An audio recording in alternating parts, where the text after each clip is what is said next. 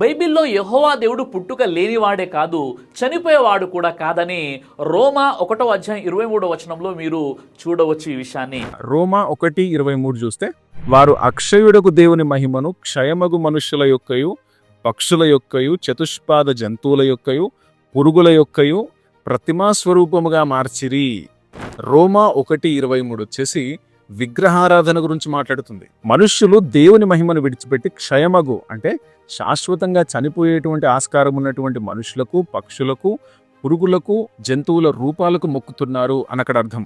అయితే యేసుక్రీస్తు ప్రభువారు క్షయమైనటువంటి మనిషి స్వరూపాన్ని ధరించుకున్నాడు తప్ప ఆయన తత్వము శాశ్వతంగా అక్షయమైనదే.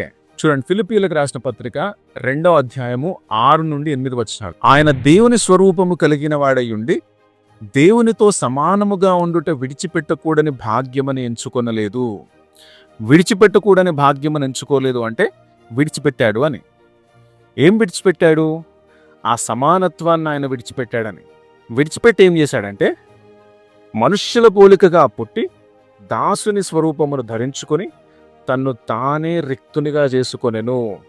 మరియు ఆయన ఆకారమునందు మనుష్యుడిగా కనబడి మరణము పొందినంతగా అనగా శిలువ మరణము పొందినంతగా విధేయత చూపినవాడై తన్ను తాను తగ్గించుకొనెను. తనను తాను రిక్తునిగా చేసుకున్నాడంట, తనను తాను తగ్గించుకున్నాడంట. అది కూడా టెంపరీగా. అందుకే అబ్రహాము పుట్టక ముందే నేను ఉన్నాను అని చెప్పుకున్నాడు. అదేవిధంగా సబ్బాతు దినానికి కూడా నేను ప్రభువునై ఉన్నాను అని చెప్పుకున్నాడు.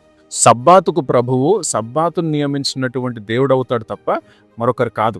బైబిల్ ప్రకారం విగ్రహారాధనలో మనిషే దేవుణ్ణి సృష్టిస్తాడు. ఆత్మానుసారమైనటువంటి క్రీస్తు ఆరాధనలో మనిషి ఊహించుకునేది యేసుక్రీస్తు ప్రభు వారి యొక్క ఫోటోని కాదు.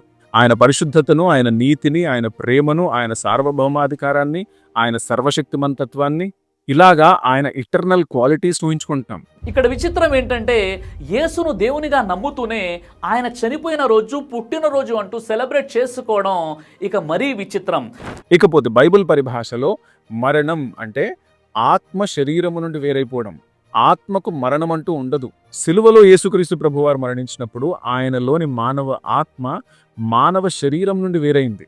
కాబట్టి సిలువలో మరణించింది యేసుక్రీస్తులోని మానవ శరీరం మాత్రమే గాని ఆయనలోని దైవత్వం కాదు. దేవుడు ఆత్మస్వరూపి అయి ఉన్నాడు. ఆయనకు మరణం అనేది ఉండదు.